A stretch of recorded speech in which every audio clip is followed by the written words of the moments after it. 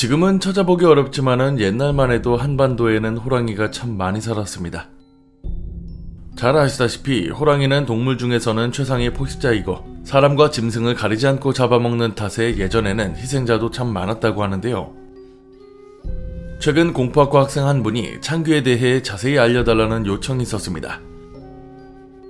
제가 초창기 때 창귀 관련 이야기를 하나 들려드린 적이 있었는데 오늘은 창귀가 대체 무슨 귀신이며 왜 현대인 지금까지 내려져 오는지 소개해드리려고 합니다. 가시죠.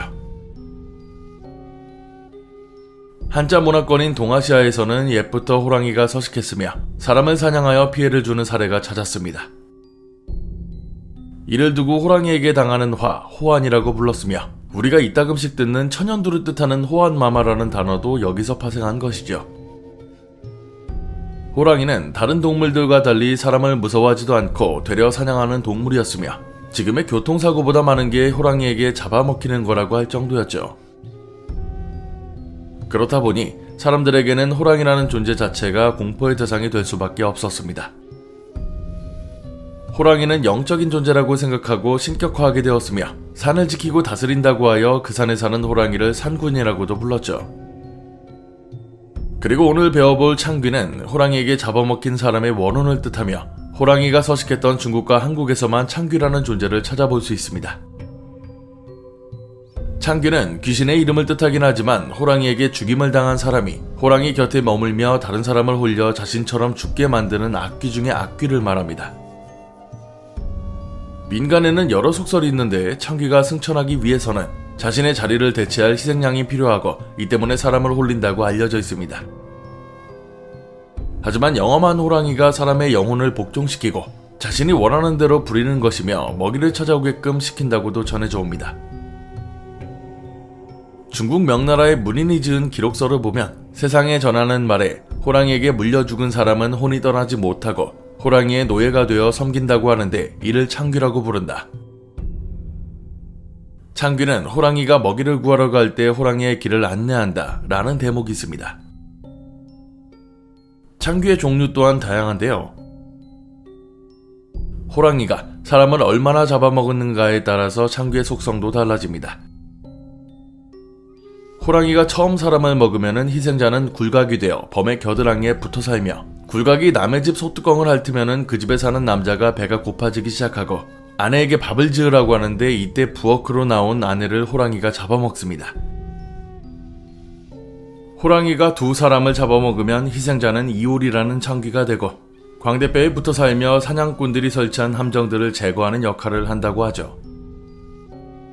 세 번째 사람을 잡아먹으면 육혼이라고 하여 호랑이 턱에 붙어 살고 평소 자신이 알고 있는 모든 사람의 이름을 불러 호랑이가 먹게 한다고 합니다. 이 내용은 조선 후기 실학자 박지원이 쓴 열하일기에 실린 호질의 한 대목인데요. 호랑이가 세 번째 사람을 잡아먹을 때 벌어지는 일들이 너무 끔찍하고 섬뜩하다고 하죠. 제가 예전에 소개해드린 이야기 또한 이 단계의 일을 담고 있는데 간단히 정리해봤습니다. 2년 전에 먼 곳으로 시집을 가게 된 누이가 오랜만에 집에 온다고 연통을 보냈습니다. 누이를 볼 생각에 들떠있던 남동생이 오매불망 누이를 기다리고 있는데 아무리 시간이 지나도 누이는 오지 않았고 해가 완전히 져버리게 되죠. 혹시라도 누이가 올지 모른다는 생각에 아버지의 손을 잡고 마을 초입부 돌다리에서 한참을 기다렸지만 누이는 끝내 보이지 않았습니다. 아마 급한 일이 있어서 내일 올 건가 보다 싶어 뒤를 돌아 집으로 향하는데 저 멀리서 남동생을 부르는 누이의 목소리가 들리기 시작하죠. 소리가 나는 쪽을 본 남동생은 돌다리 위에서 덩실덩실 춤을 추고 있는 누이를 발견합니다. 다리를 건너면서 팔을 휘저기며 동생을 부르는 누이의 모습에 신이 난 남동생은 아버지의 손을 팽개치고 누이에게 달려가죠. 그런데 갑자기 남동생을 낚아챈 아버지는 절대로 뒤를 돌아보지 말라고 호통을 치셨고 당황한 남동생은 대체 왜 그러시는 거냐고 되려 아버지에게 따지듯 물었습니다. 하지만 아버지는 아무 말도 없으셨고 아들의 손을 꽉 잡은 채 집으로 갈 뿐이었죠. 아버지의 행동이 이해가지 않았던 남동생은 계속 뒤를 돌아봤는데 그럴 때마다 아버지는 이제껏 내본 적 없는 화를 내시며 절대로 돌아보지 말라고 하셨습니다. 집으로 가는 내내 뒤에서는 자신을 부르는 누이의 목소리가 들렸는데 뭔가 알 수 없는 감정에 사로잡힌 남동생은 그저 아버지의 걸음을 쫓을 뿐이었죠. 집으로 돌아온 아버지는 대문을 굳게 잠그셨고 남동생에게는 방에 들어가 나오지 말라고 하십니다. 그리고 안방으로 들어가셨는데 어느 순간부터 어머니가 대성통곡하는 울음소리가 퍼집니다. 그 와중에도 계속 집 앞에서는 남동생을 부르는 누이의 소리가 들리는데 밤새도록 방에서 나오지 못한 남동생은 동이 터서야 잠에 들 수 있었죠.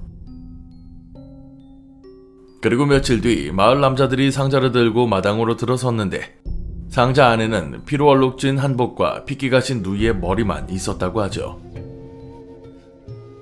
이 이야기에서 호랑이는 누이를 잡아먹었고 그 누이가 창귀가 되어 자신의 남동생을 다음 희생자로 삼아 홀리고 있는 모습을 볼 수 있습니다. 야산에서 누이의 머리만 덩그러니 발견된 것인데 이는 호랑이가 사냥감의 머리와 일부 신체들만 남겨놓는 습성 때문입니다. 사랑스러운 남동생마저도 호랑이의 먹이로 바치는 창귀의 악독함 때문에 조선시대에는 만약 호환당한 사람이 집안 어디라도 있다면 절대로 결혼을 못하게 했던 관습도 꽤나 널리 퍼져 있었다고 합니다. 결국 사돈의 팔촌까지 잡아먹히게 할 것이라는 두려움 때문이었죠. 사실 창귀의 운명은 호랑이에게 복종하는 귀신이기도 하지만 서글픈 자신의 운명 때문에 항상 서럽게 울며 슬픈 노래를 부른다고 하죠.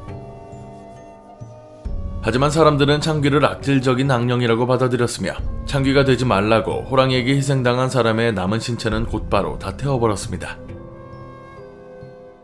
그리고 그 자리에 돌무덤을 쌓고 시루를 덮은 무덤을 만들었는데 이를 호식총이라고 불렀으며 지금도 호식총을 볼 수 있습니다. 호식총은 호랑이가 많이 서식했던 태백산맥의 분포도가 높은데요. 망자가 안에서 나오지 못하도록 돌무덤으로 켜켜이 만들었고 벌초도 하지 않아야 하며 그 자체로 절대 근처로 가면 안 되는 금단의 구역이 됩니다. 또한 호랑이에게 희생당한 사람의 일가 친척들 또한 곧바로 인연을 끊어야 하죠. 물론 이렇게까지 한다고 한들 창귀가 사라지지는 않는다고 하는데요. 창귀는 일반 귀신들과 다른 취급을 받을 정도로 악독한 귀신이기 때문에 무당들이 호환을 당한 이들을 천도하는 범굿, 호탈굿을 하기도 했습니다. 물감으로 한지의 호랑이의 머리와 몸통을 그려 넣고 무당이 그걸 뒤집어 쓰고 호랑이처럼 춤을 추며 창귀의 넋을 기리는 것이죠. 또 호환을 예방하는 차원에서 산 중턱에 소의 머리를 묻어두어 호랑이에게 대접했으며 3년에 한 번씩 구슬하여 죽은 자와 산자들의 안녕을 기원하게 됩니다. 경상북도 영일군에서는 지금도 범굿을 지내고 있죠. 조선중기 수필집 용제총화에 보면은 이와 비슷한 사례가 있는데요. 어느 날 만취한 채 산으로 들어간 청년 둘이 날이 밝아도 돌아오지 않았다고 합니다. 결국 사람들이 찾으러 갔는데 호식총 근처에서 청년들의 시신이 발견됐고 몸 군데군데 핥혀진 상처가 나있고 몸에 피가 한 방울도 남아있지 않았다고 합니다. 사람들은 의논 끝에 호식총을 태웠는데 불에 탈 때 아이와 고양이들의 우는 소리가 들렸고 마을 사람들은 공포에 떨며 마을을 버렸고 다른 곳으로 떠났다고 하죠. 성인이 호랑이에게 잡아먹히기도 하지만 아이들이 먹히는 경우도 꽤 있었다고 하는데요.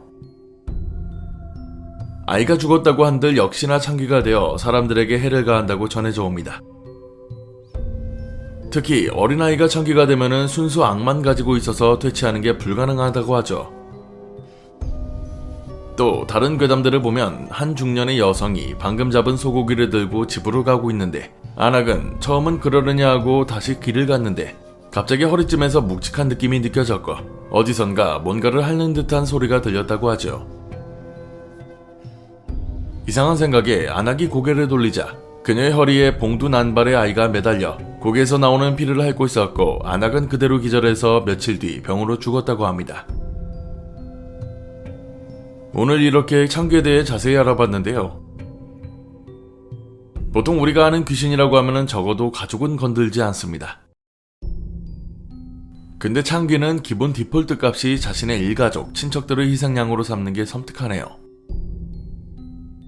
죽어서도 호랑이에게 복종하는 게 딱하긴 하지만 말입니다. 지금도 창귀와 관련한 대중문화 콘텐츠들은 계속 생산되고 있긴 합니다. 그만큼 당시에는 삶의 큰 비중을 차지할 정도로 영향력이 크다는 것이죠. 고려시대만 해도 창귀라는 것이 크게 다뤄지지 않았고 호랑이 자체도 삶의 일부라고 생각해서 직접 사냥하는 사례가 많지는 않았습니다. 다만 조선시대에는 호랑이를 잡는 전문 사냥꾼 척호갑사도 있었죠. 지금은 한반도에서 호랑이를 찾아볼 수 없지만 개인적으로는 창귀에게 당할 일은 없어서 그나마 낫긴 하네요. 오늘 강의는 여기까지입니다. 재밌게 봐주셨다면 공포학과의 수강 신청 부탁드립니다. 공포학과 M교수였습니다.